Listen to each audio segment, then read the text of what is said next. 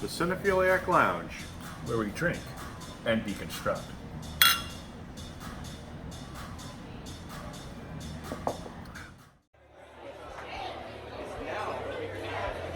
I loved that film. Shh.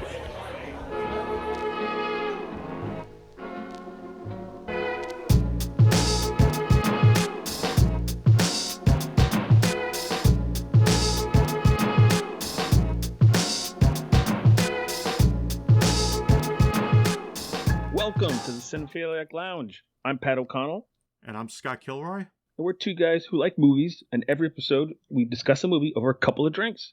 Today we're discussing Birds of Prey and the fantabulous emancipation of one Harley Quinn. Scott, want to give us a quick synopsis of the film before we start?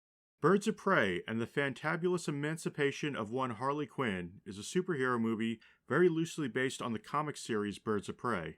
It is the 8th film considered to be part of the DC Extended Universe started with Man of Steel, and in some ways it's the sequel to 2016's Suicide Squad. The film was directed by Kathy Yang and written by Christina Hodgson, and it stars Margot Robbie, Mary Elizabeth Winstead, Jernee Smollett, Rosie Perez, Chris Messina, Ella J. Bosco, Ali Wong, and Ewan McGregor. The film follows Harley Quinn after she gets dumped by the Joker. Since she is no longer the Joker's girlfriend, pretty much all of Gotham's underworld tries to get revenge on her for various misdeeds of the past. Harley Quinn also runs afoul of crime boss Roman Sionis and goes on a series of adventures with a teenage pickpocket in an attempt to return a diamond Sionis has stolen, which is then stolen from him. Eventually, the various players come together to fight Roman Sionis' gang and save the teenage pickpocket from Sionis' wrath. All right. That's good. Okay. Let's start with Scott. Why don't you tell us what you're drinking tonight to discuss this?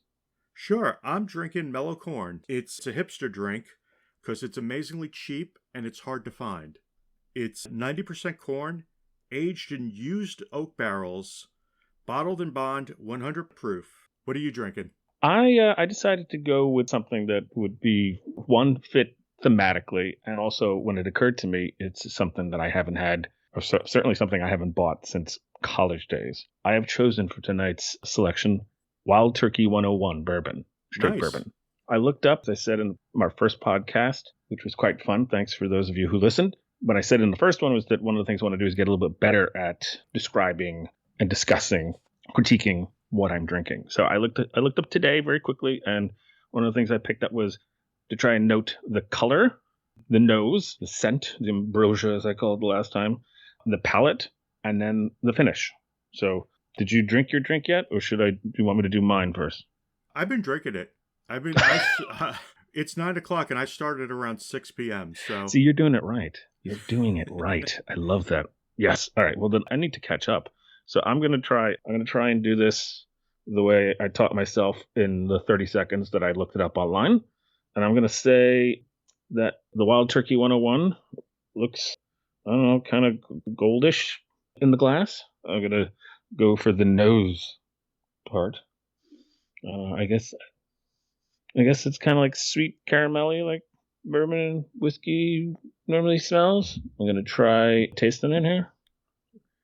Oh, it's sweet. I guess maybe like a mapley taste. That's good. I guess the finish is it's nice and spicy, peppery, and 101 it's nice and alcohol-y, which is also good, especially since I need to catch up. yeah, that's one of my favorite bourbons that you got. Oh, very cool. Well, I'm not familiar with Mellow Corn. You want to tell us a little bit about that? So on the nose, you just get a corn smell. Not a lot going on. A lot of alcohol. That's about it. I'll take a sip. It's good. You get a little vanilla. Believe it or not, you get some plantains, which I haven't ever tasted in any alcohol before this. Ooh. And a very light oak. The taste kind of reminds me of the smell of cornflakes. And surprisingly, it's not that alcohol burned, considering it's 100 proof. And then the finish is more cornflakes, more corn. Not a lot going on. It's very light. I could see why people get into this because it's just, you could just drink it without even thinking about it. That sounds delightful. As I said, I'm trying to catch up. So I was drinking some of my Wild Turkey 101. And I guess when you brought vanilla, I guess I get that as well here. And it's Nice dry finish. Now that we've talked about the finish, let's talk about the beginning of this film. Or let's talk about, what did you drink when you watched this film? I was drinking Buffalo Trace, Oh, which I is love my Buffalo go-to. Trace. I love Buffalo Trace. If Wild Turkey was one of the first bourbons I ever had, Buffalo Trace was the first one that I sought out after I had it, and I was like, I want to have that again. It's funny. I thought about doing Buffalo Trace for this because Gina doesn't tend to like whiskey or bourbon. It's a little too sweet for her, but Buffalo Trace has it's such a dry taste. So good. Yeah, you can't beat a high rye bourbon like that. Yeah, we should definitely feature that on another show. So, Pat, what were you drinking during the movie? Funny story. I had in my head that I didn't really expect much of this movie. I really didn't. I was like, man, I'm going to get something that reflects what I think I'm about to watch. So I went out looking for like really some shitty malt liquor. Like I was looking for like Country Club, Colt 45. And I was like, Okay. maybe I can get some really Georgie vodka. It's something just really just a $2 for like a liter, something just fucking terrible. But to my surprise, I couldn't find fucking malt liquor. Yeah, I didn't. To be honest, I didn't travel too far, but I did see, and I was like, well, so I wound up going, well, I don't want to just drink a regular old banquet beer. So I decided I did Foster's. I did the oil can of Foster's. Or nice. I was like, well, Margot Robbie, Captain Boomerang, they're all Australian, so that's what I drank. Nice. I should go back a little bit when we talk about the beginning. Before you discuss the notion, and you're kind enough to ask me if I'd like to join you on this awesome ride with you, you called me one time before that, and you recounted to me how you had fallen into a weird pattern of being obsessively watching Suicide Squad and Birds of Prey. And I was like, what? So you want to just recap with a summary of, if you recall that conversation? I'm like, I know at some point you were on it and Virginia was yelling at you about it. So you want to talk slightly about that? Oh, my family thought I had gone insane. Suicide Squad was on almost every night on HBO. Like one of the HBOs had Suicide Squad. And I kept watching it and I became obsessed with it because it's a film that almost works. You could, I mean, you have Will Smith, you have Margot Robbie, you have a great cast, and it's like one of the few roles where Will Smith isn't likable. He's usually the really likable guy. Yeah. And in this, I didn't like him. It just breaks down as a movie. The villain is really weak, and you never really feel like there's any stakes for the characters. And so I kept watching it over and over again because I felt like I was going to learn something from it. And then Birds of Prey came out, and I didn't get as obsessed, but I did watch it a few times. And I had kind of the same feeling. It's just, there's a thing that I've noticed with even good superhero movies, that people think we don't have to follow logic because it's a comic book movie. And I don't know if you've ever felt that. Oh, yeah. I mean, especially most of the early superhero films tended to be that way, where it's just like, it was enough for them to have the costume and to show the origin, and the plot or the actual goal of the villain didn't really matter so much. And they just didn't understand how that just kind of ruined the movie. So yeah, that definitely was something that was a problem, continues to be a problem for certain films. It certainly was a larger problem with the earlier superhero films, or films that were based on the pulps or comic strip stuff like Phantom and Shadow and stuff. So it was just like, oof, complete and total misfires.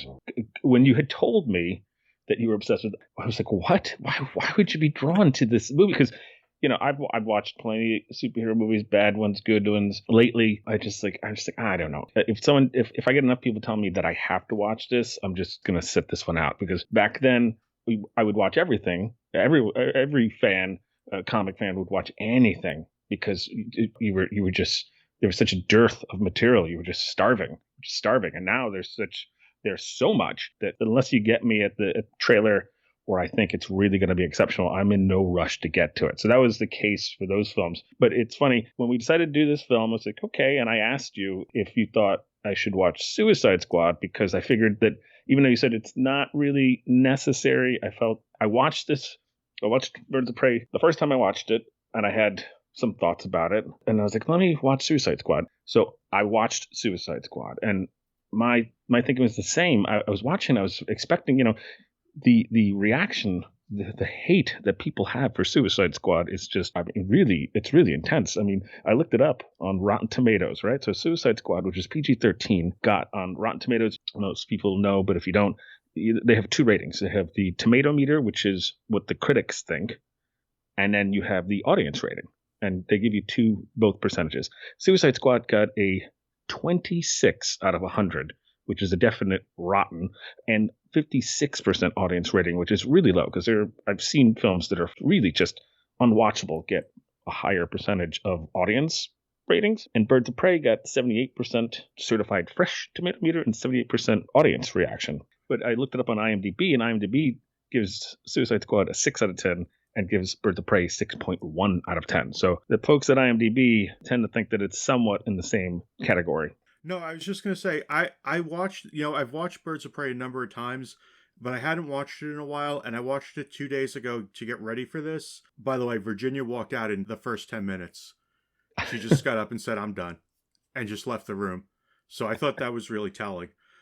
I didn't hate it as much as I did the first time. I still didn't like it. I'm not going to say I loved it or anything, but I was like, I don't hate it as much as the first time I saw it, where I really hated it the first time I saw it. And I don't know what was wrong with me for suggesting this film, but I think I wanted you to suffer a little bit too, to feel my pain.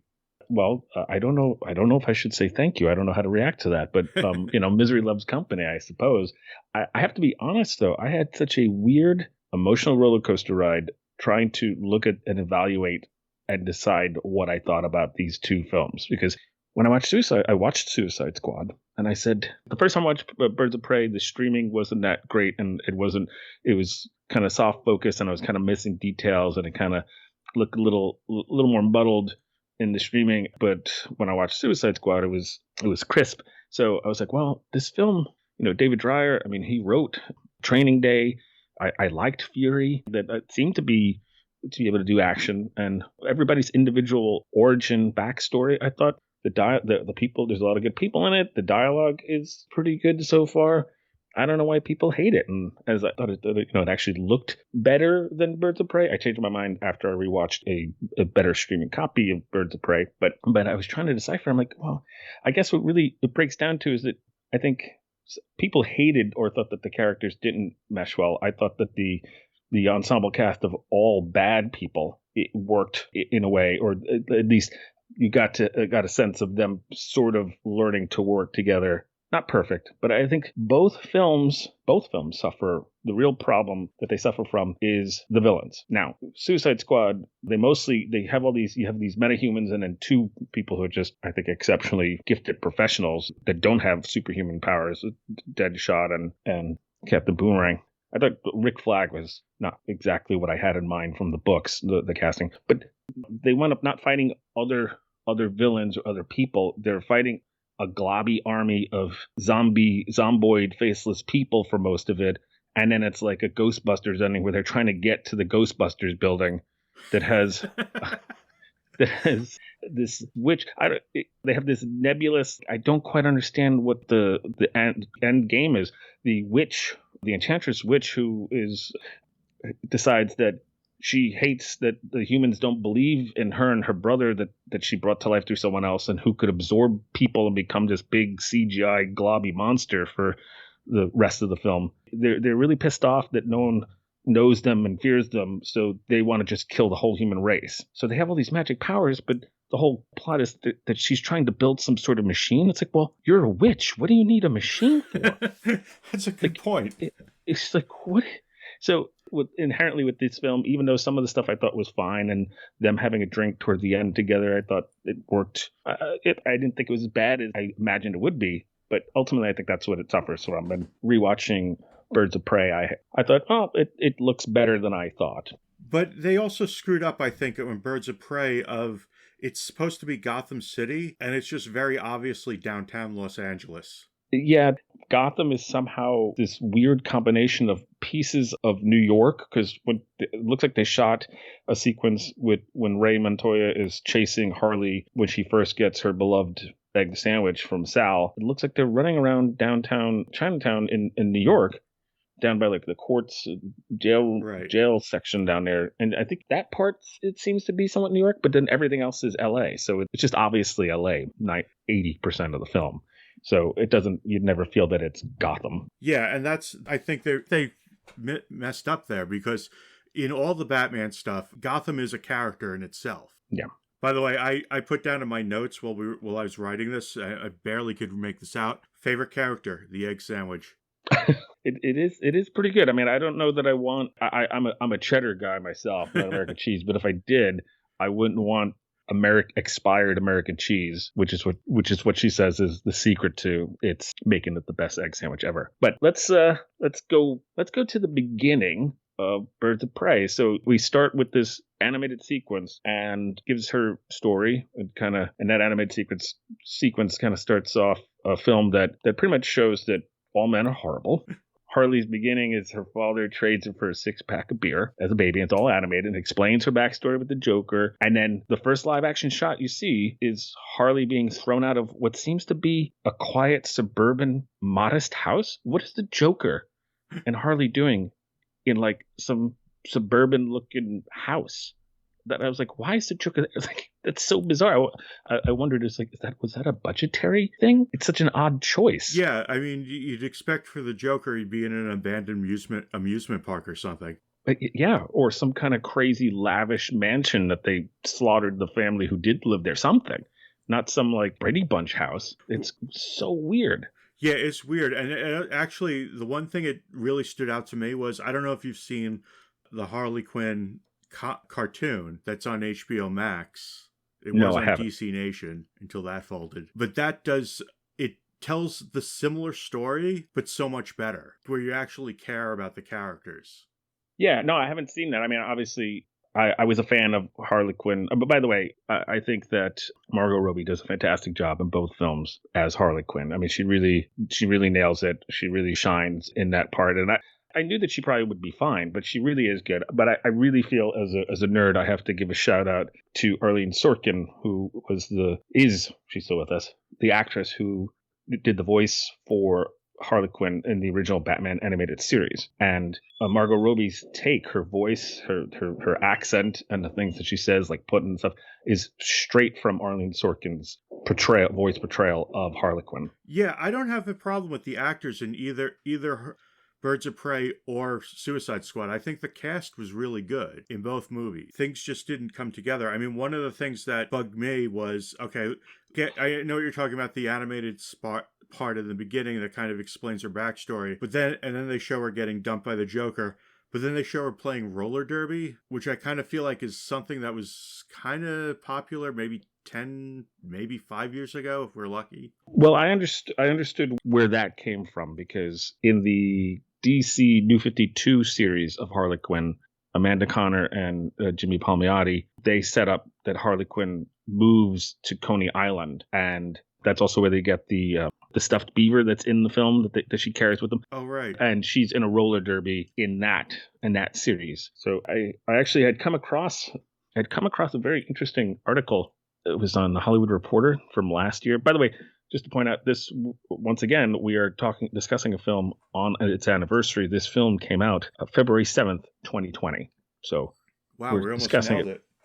Yeah, that's pure coincidence. But in a very interesting Hollywood Reporter article from that time, the screenwriter, Christina Hodson, she discusses, she brings up that she did a lot of research, and she actually points out her biggest influences were the early Chuck Dixon Birds of Prey run, and also she was influenced, as I said, by the Conner and Palmiotti stuff, so that she put that stuff into the film. Okay, I could forgive it a lot more knowing that.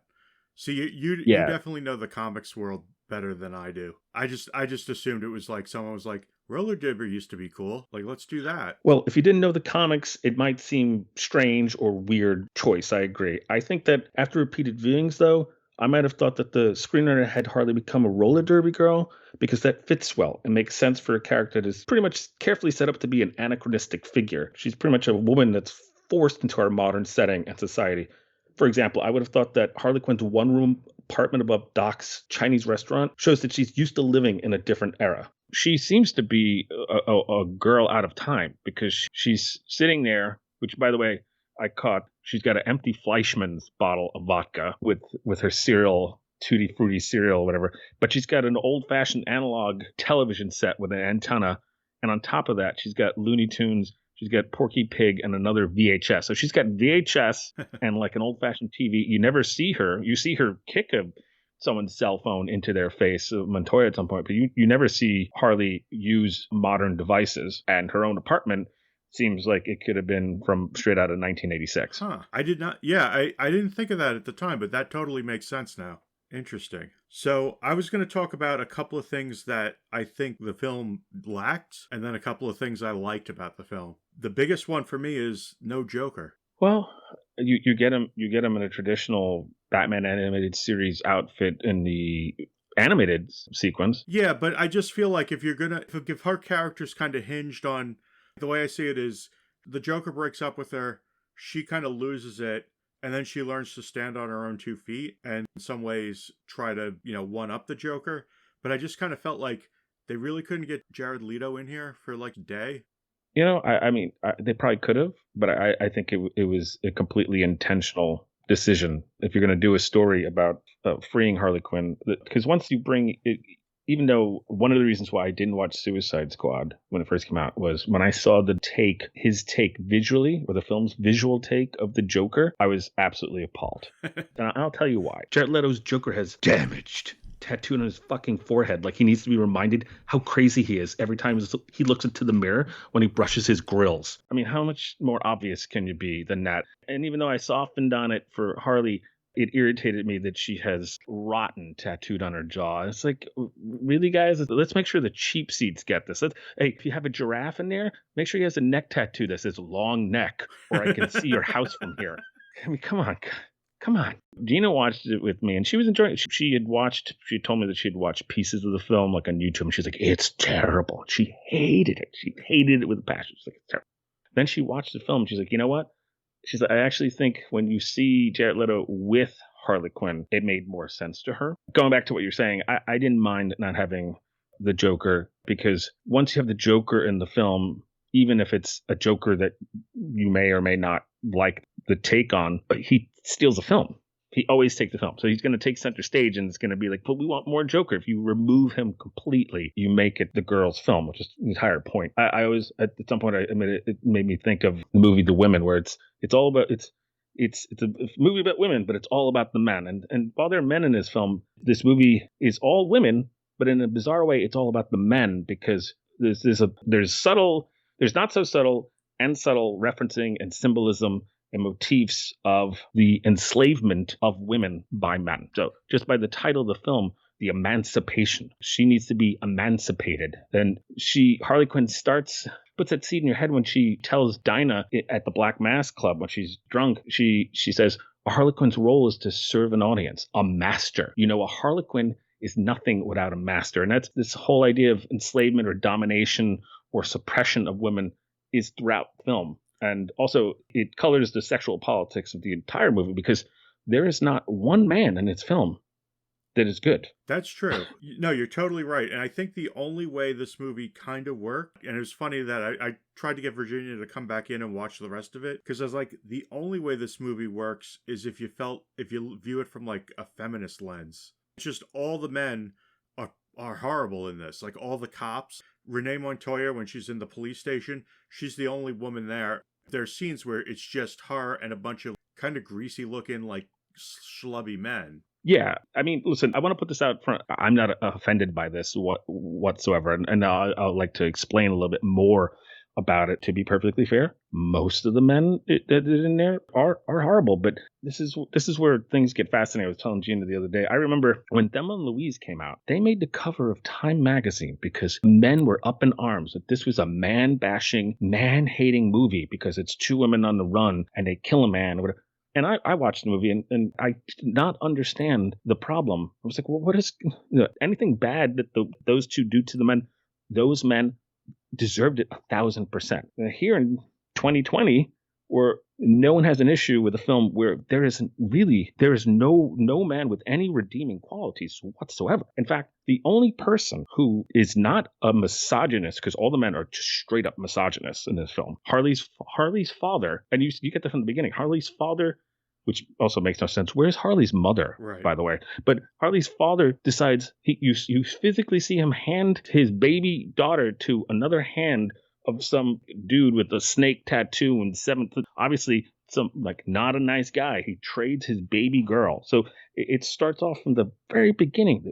This film says that men think that women are property to be bought and sold for a 6-pack, for a 30-carat diamond. Doesn't matter. They're a commodity. But again, what do I say? Oh, Sal. The only guy that doesn't do that, you know very little about. It's Sal, the bodega owner, who makes the cheese sandwich that Harley loves so much. But again, he's not totally a nice guy, because he is feeding his customers 6-month expired cheese. Right. No, I think on that level, I think the movie actually works. And I wasn't like you. I wasn't, oh, this is a man-bashing movie. I was just like, this is a way I could look at this movie and it kind of makes sense. Let me go back a little bit. I want to point out that when I say that none of the men have any redeeming qualities and they're all just exploit women and abuse women, the film has a very cynical take on humanity in general, because Harley Quinn, there's not only there's a theme of enslavement and domination, but there's also continuing motif or theme of betrayals. Harley's betrayed by her father. She's betrayed by Mr. J, her lover. She's betrayed by her adopted Taiwanese grandfather, who calls her Lotus Flower. Margot Robbie, she really knocks it out of the park for me in this. She really seems genuinely like, she just seems crushed. And Harley could have really hurt that old man, but she couldn't. She was just so betrayed, and it just keeps happening to her. But she also in turn, initially, she betrays the little girl, Cassandra Cain, just as well. So both men and women in this film will turn on each other for business. The difference, of course, is that Harley Quinn actually redeems herself. None of the men actually do. No, actually, if you think about it, they go further down as the film progresses. The guy who played Victor Zazi, and I'm probably mangling that name, Mr. Zaz, that guy was great. He was creepy as all hell. Yeah, he was weird. I mean, that actor I know is the doctor love interest from the Mindy Project, so it was very weird to see him in that role. I was really thrown off by the two main villains, or the villain, Roman Sionis, Ewan McGregor's Roman Sionis, and the actor who portrays, I'm forgetting his name at the moment, Chris Messina, right? Yeah, you're right. Because when I looked, okay, I had two separate notes. I had my first viewing notes, and then I had my second viewing notes. And in my first viewing notes, I'm like, the men are terrible. Ewan McGregor, you're better than this. But what are they doing? And at one point, I was like, because when they make Dinah decide that she's going to be the driver, because they watch her beat the hell out of a couple of guys, the potential rapist of an incredibly drunk and out of her gourd Harley Quinn. And you knew he was going to be a terrible person because just by that acid wash shirt that he's wearing. The costumes in this movie, what they actually give people to wear, separate the women, the guys, you're just like, interesting choice. Yeah, so a lot of the scenes with them, they didn't work for me. And when she comes in and he's like, she's late. Shouldn't she be sent home because she's late? My initial note was like, what's going on with him? It's like Mr. Zaz. He's playing him as if the character is mentally challenged. I'm supposed to be afraid of him. One of the issues I have with the film is, and although the screenwriter I read Christina Hodson had a reason for the way she structured the film, but the jumping back and forth at points and some of the editing is not the greatest. The first time you watch it, I was like, I'm getting whiplash here. You go up to a point, the nonlinear. I can handle nonlinear, but it was kind of messy. Yeah, the way they handled the nonlinear storytelling. Yeah, and that could work really well for if you do it right. But this was not done right. It was just confusing as all hell.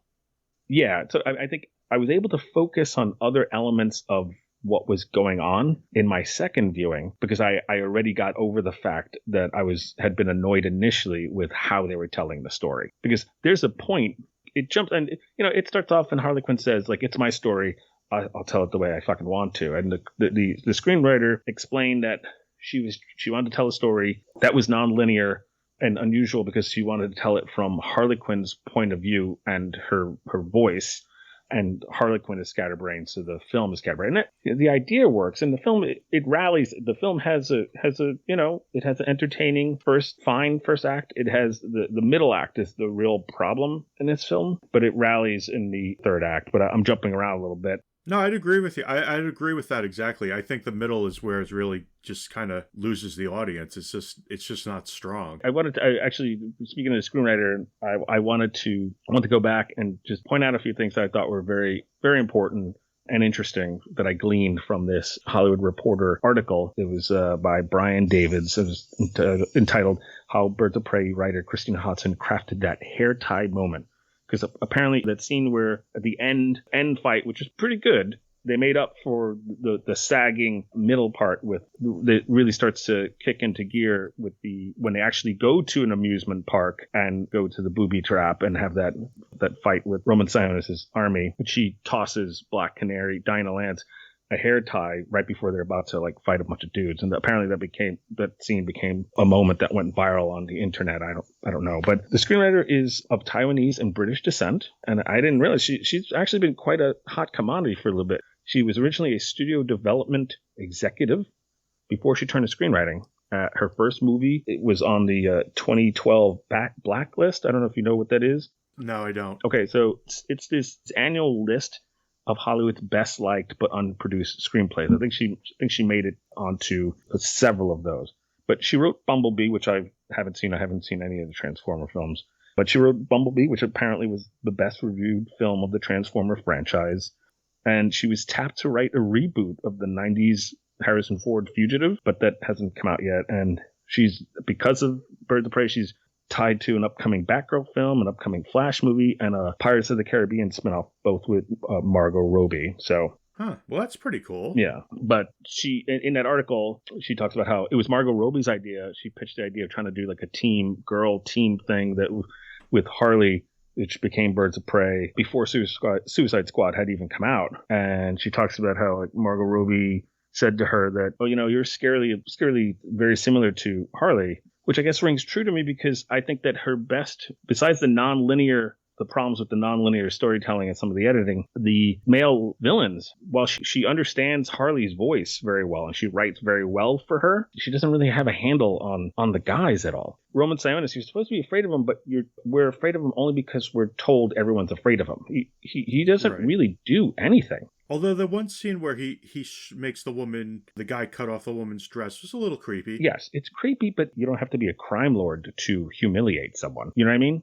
Right, yeah. And he does that. Oh, by the way, you bring up that scene in my notes. I'm like, what was going on with the eye makeup on the men in that scene? They have him and Zaz have so much eyeliner. It was like, it's glam band levels.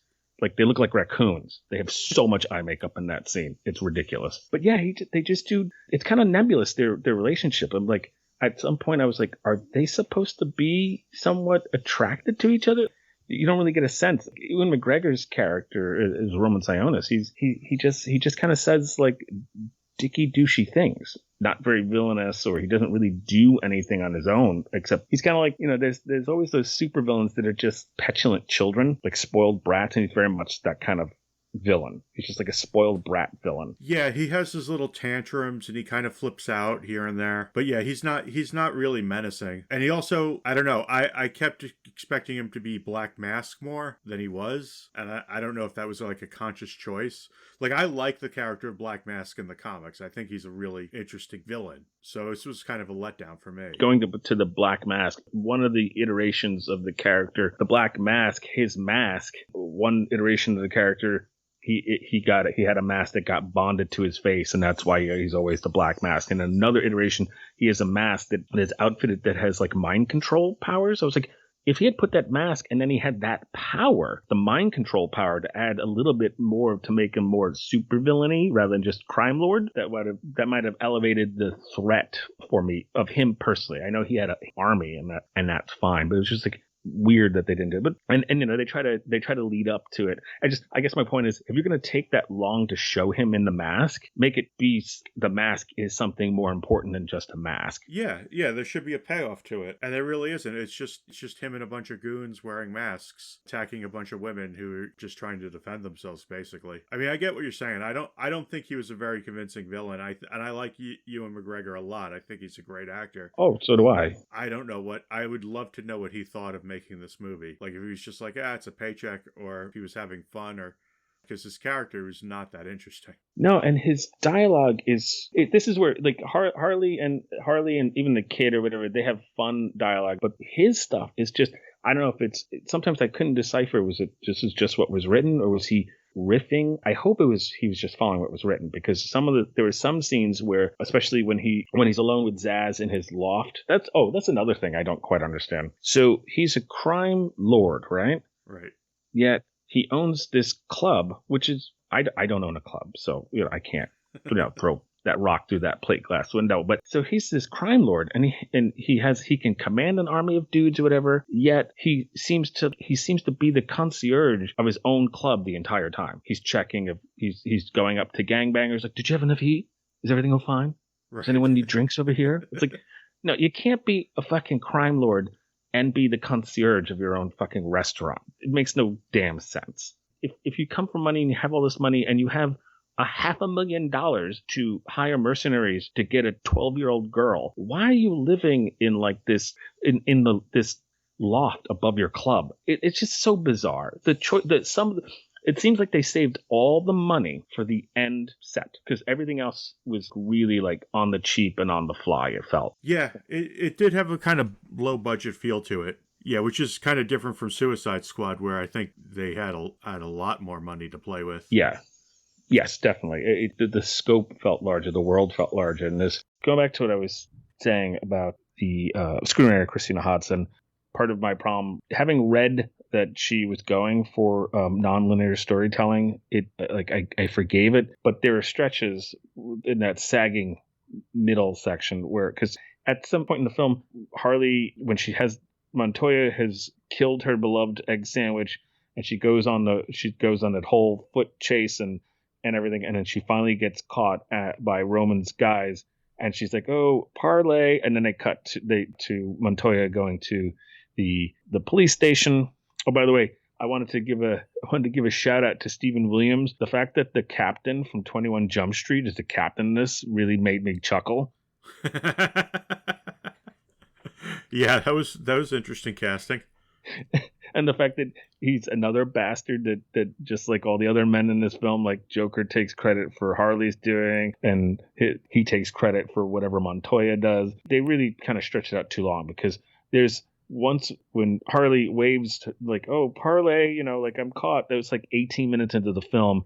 It goes on tangents. Then it's like Harley shows up with the, like, looking like, "Where in the world is Carmen Sandiego?" And as she opens it up, and she's like a Looney Tune character with the beanbag gun rifle and attacks. And then it's like, "Oh, wait a minute, I forgot to say this thing." And you go on tangents, and then you go on you touch upon the backstory or origin of the Huntress a little bit, which happens like 3 times in the movie, where they keep going back to her. And also, I forgot, Daniel Pemberton does the music for this, and he did the soundtrack to The Man from U.N.C.L., Guy Ritchie's film. I don't know if you saw that.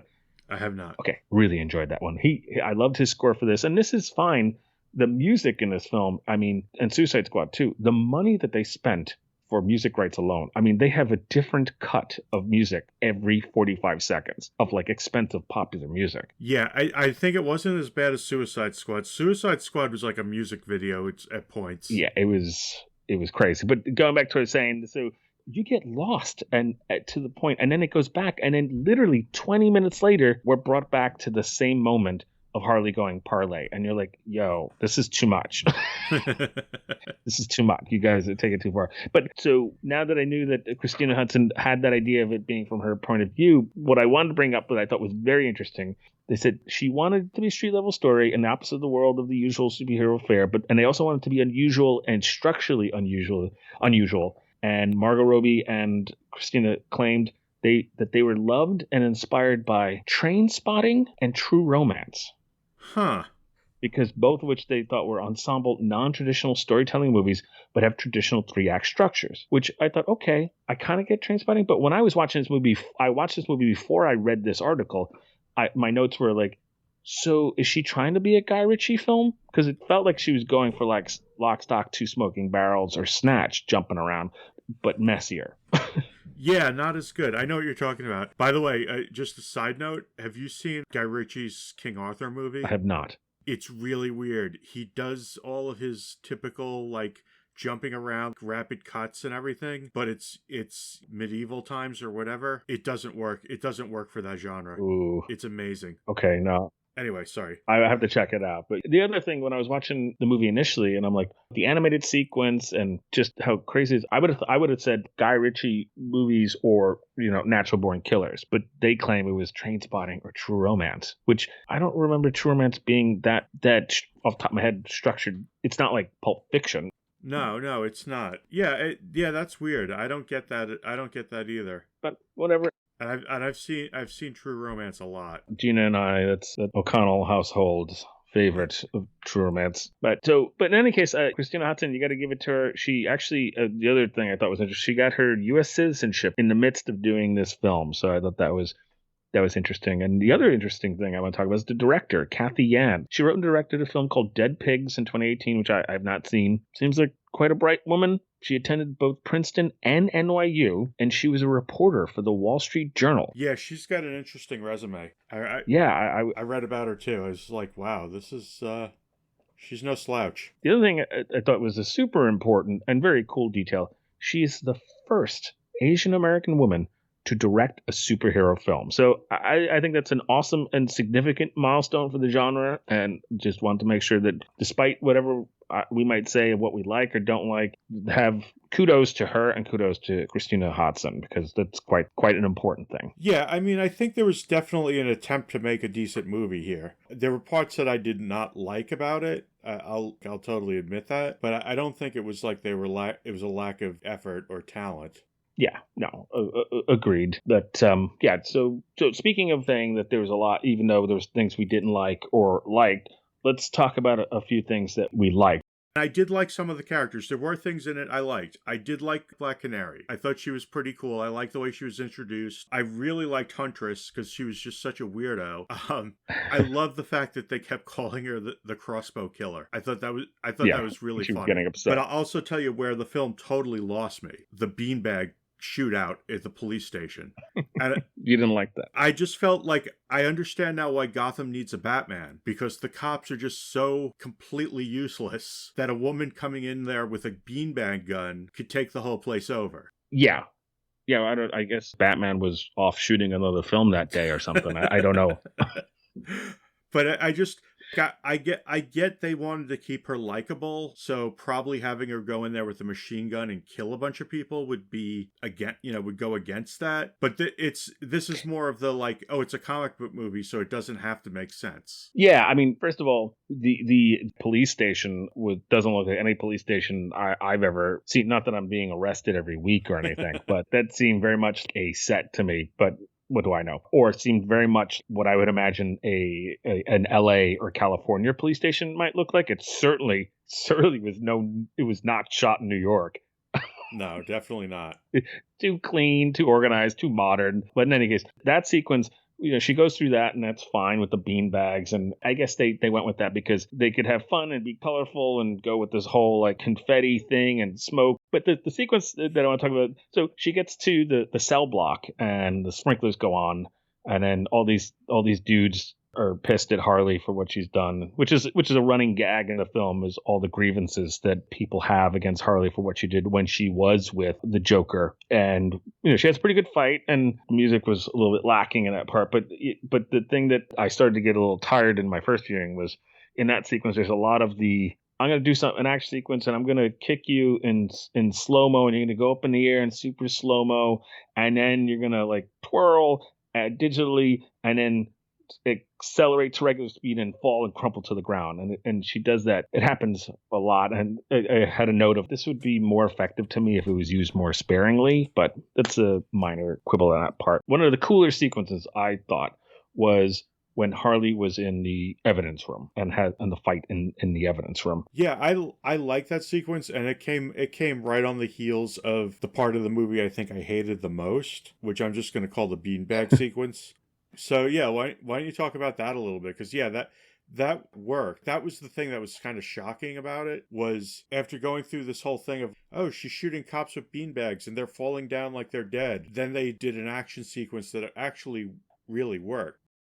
When she gets to the evidence room, it really accelerates, and getting her the action sequence, the choreography is pretty good. And one of the things I liked was when she threw the bat. Remember that? Oh yeah, I like when she threw that, and I, especially as a nerd, when it came back to her, not only was it cool, but when the bat comes back into her hand, she expected it to. Maybe kind of reminded me of like Thor throws his hammer and it comes right back to him. But the thing that follows that, and I think we spoke about this offline, was I was kind of shocked just how much this movie is a hard R in its drug depiction. Oh yeah, I mean she gets a boost of energy from the coke being shot up and like kind of floating into, and it's kind of funny because it's very clearly like she's like, ooh, cocaine, and then all of a sudden she has this energy burst. Yeah, and then I forget which version it was of Black Betty coming in, and she really you could see in her eyes light up like, oh yeah, this is exactly what I needed.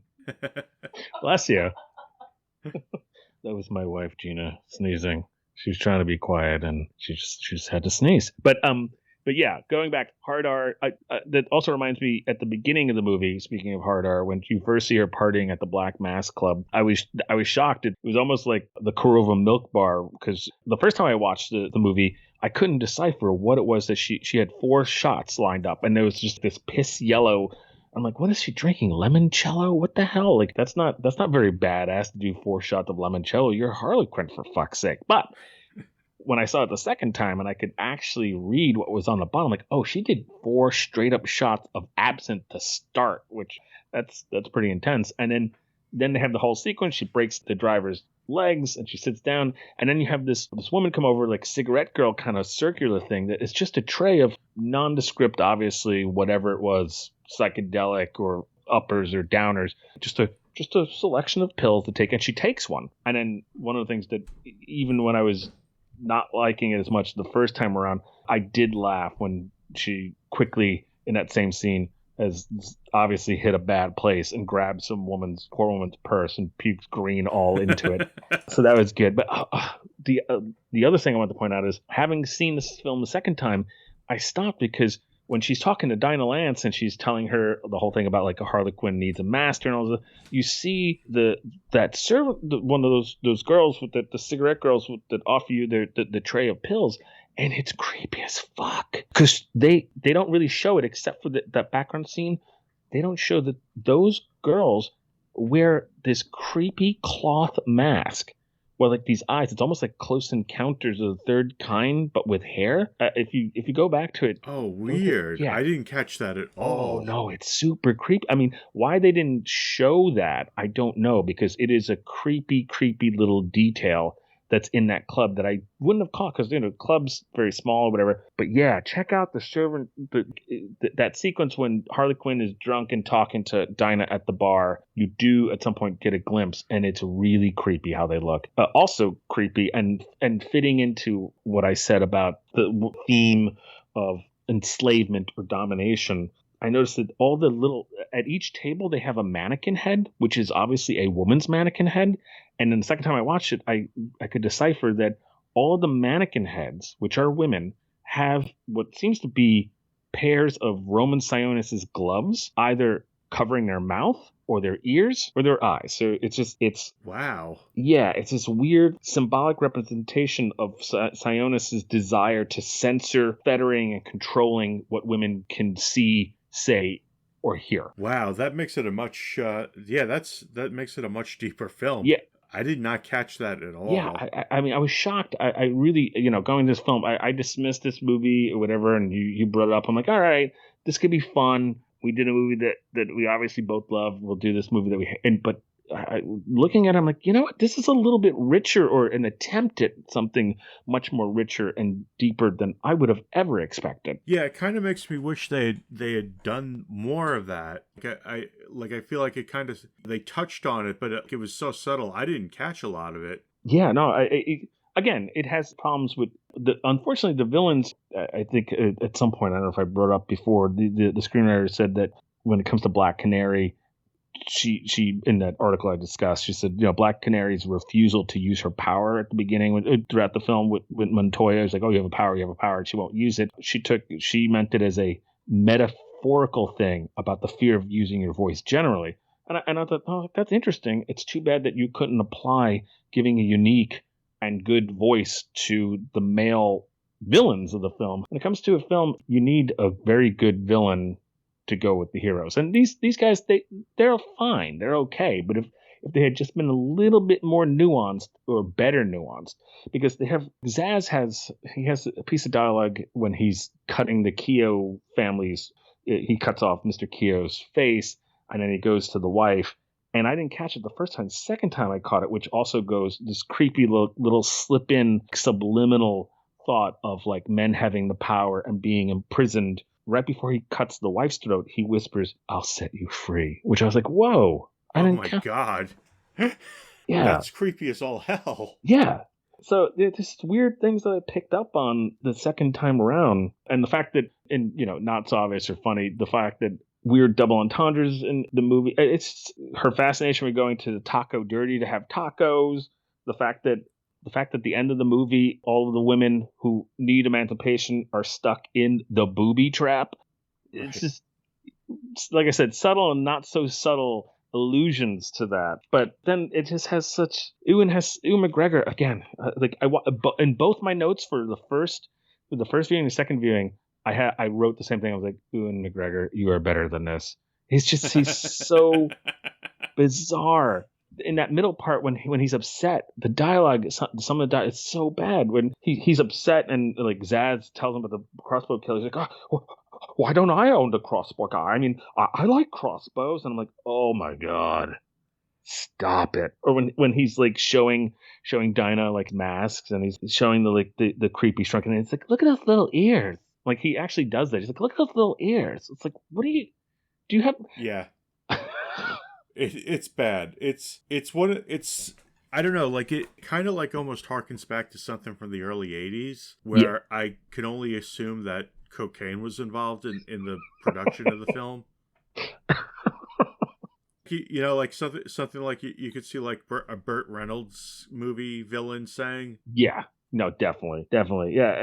So it's just stuff like that, or just. Yeah, it's bizarre. What was the other thing that made me go, oh, come on, stop it? He's like, when they're looking at it, he's like, oh, he's 1,000 years old, and now he's in an order in my living room. Ew, I love it.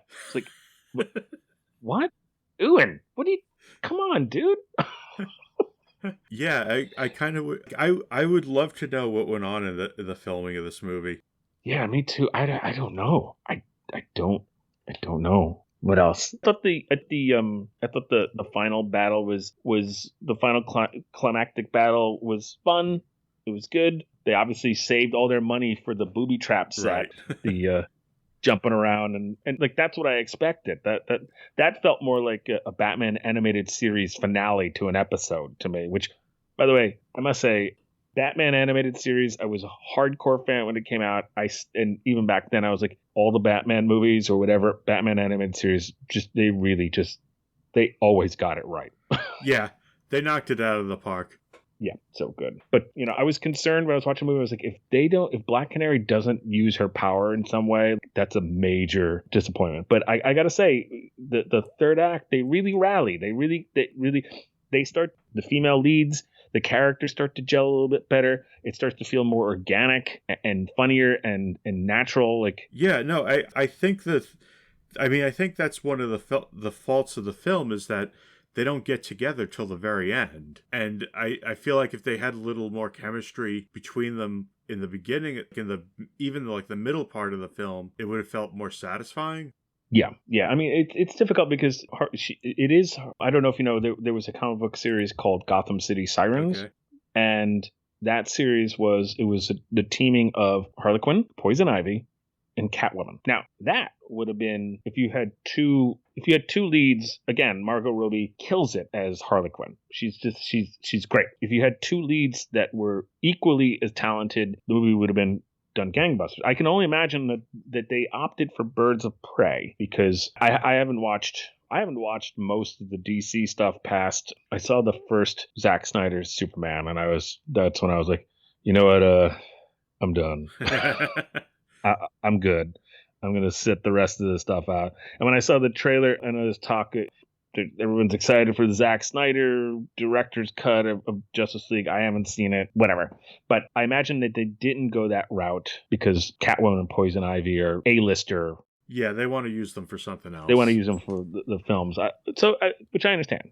That's great, but I think that, and that's why Harley Quinn steals so much of the spotlight. It really is. The movie is weird because it's a team movie, or it's supposed to be a team movie, but it's really about Harley Quinn, and she helps put together a team at the very end. But in any case, I thought it worked. It came together well, and Roman Sionis, he gets his just desserts, and that kid. Oh, speaking of hard R, between doing pills and enjoying your cocaine when you're getting into fights in a police evidence station with bikers and lighting their beards on fire and getting kicked through car doors, I got to say, I was shocked to have that 12-year-old come out and drop F-bombs at the end when after Zaz was looking to cut her open when he put together that Harley Quinn was trying to get her shit out the diamond by taking prune juice or whatever, and she just had it, and she just comes out with that gun, and she is done. I have not seen a kid talk that way since maybe Paper Moon. Yeah, that was pretty shocking. I'd agree with you there.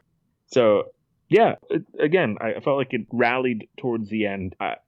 I could see why audience members were attracted to this more than Suicide Squad. When you look at everything from beginning to end, it is a more gratifying resolution and climax than the Suicide Squad film. Yeah, I think you're right there. It's definitely it's better than Suicide Squad for a lot of reasons. And Margot Robbie is really good. She does carry the picture. I mean, I think she's a really good actress in everything I've seen her in.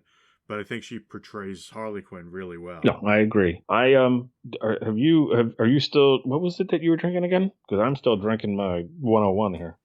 Oh, I'm down to the end of Mellow Corn. I've got a little bit left. It's a good choice. Oh, by the way, I wanted to say I haven't bought a bottle of Wild Turkey since my early college days when you and I first met and we're doing our own student films. And this is back when I started with Jack Daniels and then somehow got to Wild Turkey 101 and would drink it while I was watching laser discs of Westerns and James Bond or whatever, and would go through it. The bottle now, they really spruced this up, because when I used to get Wild Turkey 101, it didn't look like a fancy bottle. This has got a nice little cork top to it. It looks nicer. So kudos to, and it could be because I've been drinking a lot of it. Kudos to them with their upscaling of their packaging. Well, I could tell you for the opposite of that, if you go online and look at what a bottle of Mellow Corn looks like, you'll laugh. And Heaven Hill, the producers of it, have sworn. I read an interview with someone who is involved with the marketing of Mellow Corn, and he said, we will not change the label. And it's been like this since 1943 or something. It's got a barrel, it's got corn on it. It looks really hokey, but it's good stuff. Not as good as Wild Turkey, but fun for a different mix. Cool. Yeah. What else do I say? Oh, one last thing before I give my final notes. Going to the theme of this domination or enslavement of women, betrayals and redemption. You have the bird motif where Roman is asked constantly call the girls that become the birds of prey birds. And even though Harley I could only decipher a Porky Pig VHS, and she's always watching Looney Tunes, she's always watching Sylvester and Tweety episodes, from what I could see. So they do fit in some referencing there. But yeah, despite the fact that it seems that men are not that liked in here, and we deserve it, to be honest, and those guys deserve it. I think it's funny that the only person that has balls that is decent apparently is Montoya, as evidenced by the "I shaved my balls for this T-shirt," which did make me laugh when I saw that, when she had to change into the wardrobe from getting garbage thrown on her. So yeah, I just want to say, is there anything else that you want to say? I have a few ending thoughts. No, go ahead. I just would say, like I said, I hated this movie the first time I watched it. I watched it a few more times, and I wouldn't say I love it or anything like that, but it's definitely not as bad as I initially thought. Yeah, no, I agree. I don't need to own this film. I don't need to maybe put it on the library. But I will say that going back and forth, I was shocked. I totally expected to completely hate this film, but I was shocked to find that it does have themes and leitmotifs and symbolism to the degree that it does. And while it suffers from ultimately shallow and two-dimensional douchey villains with less than memorable dialogue, we're mostly told to fear. We're only shown displays of violence from Zaz in the beginning, and we see him do it to victims that were likely overpowered by a gang of goons beforehand. We don't see him actually get them. And two of them, one was a defenseless woman and the other was a child. While it sometimes is uneven, the middle act has some cringy and not in a good way moments, but it does have some good staging of scenes, plenty of colorful, kinetic, and inventive fight scenes, and actually some actual organic good chemistry at the very end and camaraderie between the female leads. The Emancipation of One Harley Quinn is the title, but actually all the major female lead characters that seek and ultimately achieve emancipation from the male dominance and the exploitation that we see them deal with throughout the entire film. All the birds set themselves free. All right. You want to talk about next time's movie? Yeah, let's see. Going back to my college Laserdisc days, one of the things that was in heavy rotation when I was drinking my Wild Turkey 101 was The Outlaw Josie Wales, Clint Eastwood film based on Forrest Carter book, 1976. So we're going to be discussing that. And it, as so happens, seems like it will be on the 45th anniversary. So I'm super excited about that one. Yes, this is one of my favorite films. I'd say it's in my top 10. Yeah, me too. I have a little glimpse into the next. I have a little story that ties into this about Clint Eastwood for the next podcast. Cool. Well, thanks everyone for joining with us this time. And I think that's all we got to say, right? Yeah, you can hear our theme music, which means that's all the time for today. Thank you so much for listening for our second podcast. Please visit us at thecinephiliclounge.com. Look for us on, what are we on Instagram again? What are we? Are we cinephiliac? We are the Cinephiliac Lounge. Oh. Sorry, dude. We are the Cinephiliac Lounge on Instagram. We're also on Twitter. We're on Facebook. And as always, you could go to the cinephiliaclounge.com. Thank you, everyone. All right, see you next time.